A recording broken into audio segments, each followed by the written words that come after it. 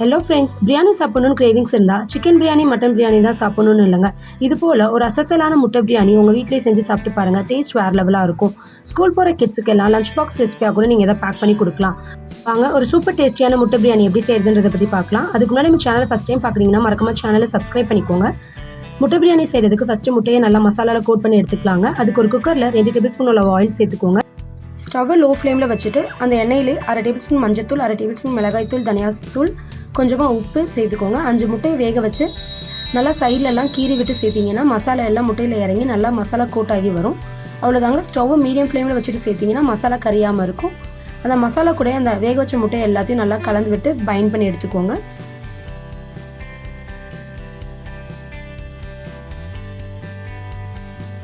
ஒரு நிமிஷம் போல் மசாலாவில் நல்லா முட்டையை கோட் பண்ணி எடுத்திங்கன்னா மசாலா முட்டை ரெடி. அடுத்ததாக அதே குக்கரில் இன்னும் 2 டேபிள் ஸ்பூனோட ஆயில் சேர்த்துக்கோங்க. இது கூடவே 2 பொரியாக நறுக்குனா பெரிய வெங்காயம் சேர்த்துக்கோங்க. வெங்காயம் நல்லா கண்ணாடி பதம் வர அளவுக்கு வதக்கி விட்டுக்கோங்க.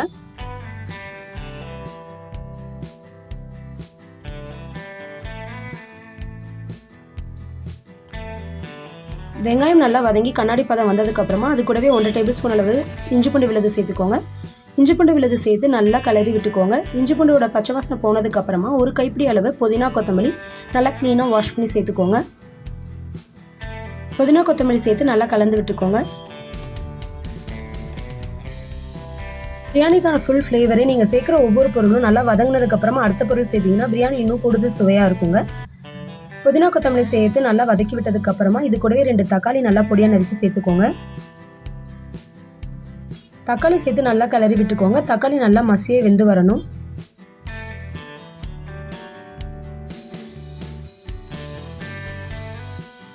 அடுத்ததாக இது கூடவே 2 டேபிள் ஸ்பூன் அளவு மிளகாய்த்தூள், 2 டேபிள் ஸ்பூன் அளவு தனியாத்தூள், அடுத்ததாக 1/2 டேபிள் ஸ்பூன் அளவு வீட்டில் அரைச்ச கரம் மசாலா சேர்த்துக்கிறேங்க. உங்களுக்கு கரம் மசாலா ரெசிபி வேணும்னா நம்ம சேனலில் அப்லோட் பண்ணியிருக்கேன். அதையும் கூட நீங்கள் செக் பண்ணி பார்த்துக்கலாம்.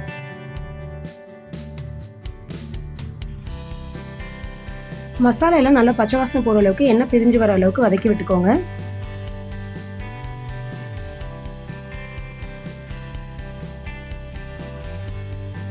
சேர்த்து மசாலா எல்லாம் நல்லா பச்சை வாசனை போகிற அளவுக்கு வதக்கி விட்டதுக்கப்புறமா 2 டேபிள் ஸ்பூன் அளவு புளிப்பில்லாத கெட்டி தயிர் சேர்த்துக்கோங்க. தயிர் சேர்த்து நல்லா கலந்து விட்டுக்கோங்க.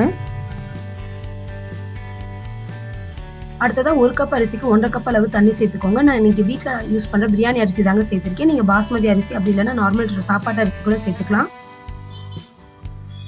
1 கப் அரிசிக்கு 1.5 கப் அளவுன்ற ரேஷியோவில் தண்ணி சேர்த்துக்கோங்க.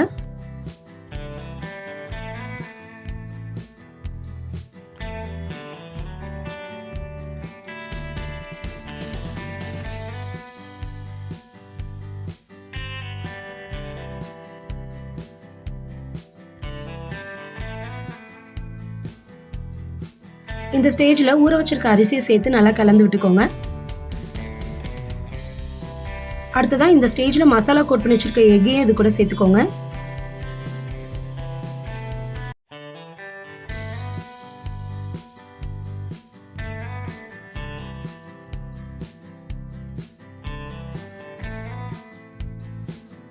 அரிசியும் தண்ணியும் ஒரு சேர வந்ததுக்கப்புறமா குக்கரில் மூடி போட்டு மூடி 2 விசில் விட்டு எடுத்திங்கன்னா ஒரு சூப்பர் டேஸ்டியான முட்டை பிரியாணி ரெடிங்க. நான் யூஸ் பண்ணுற குக்கர் வந்து ஸ்டெயின்லெஸ் ஸ்டீல் அல்ட்ரா பிராண்ட் குக்கருங்க. இந்த குக்கரோட ரிவ்யூ கூட நான் சேனலில் ஃபுல் வீடியோவாக அப்லோட் பண்ணியிருக்கேன்.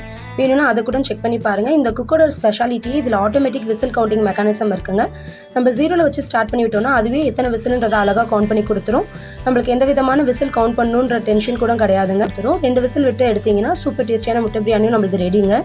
இந்த ஸ்டேஜில் ஒரு 2 டேபிள் ஸ்பூன் அளவு நெய் கூட சேர்த்துக்கோங்க. இன்னும் ஃப்ளேவர்ஃபுல்லாக இருக்கும். போல் ஒரே மாதிரியான பிரியாணி செய்யாமல் ஒரு முறை இந்த மசாலா முட்டை பிரியாணி கண்டிப்பாக உங்கள் வீட்டில் ட்ரை பண்ணி பாருங்கள். எல்லாருமே விரும்பி சாப்பிடுவாங்க. சூப்பர் டேஸ்டியான மசாலா முட்டை பிரியாணி ரெடிங்க.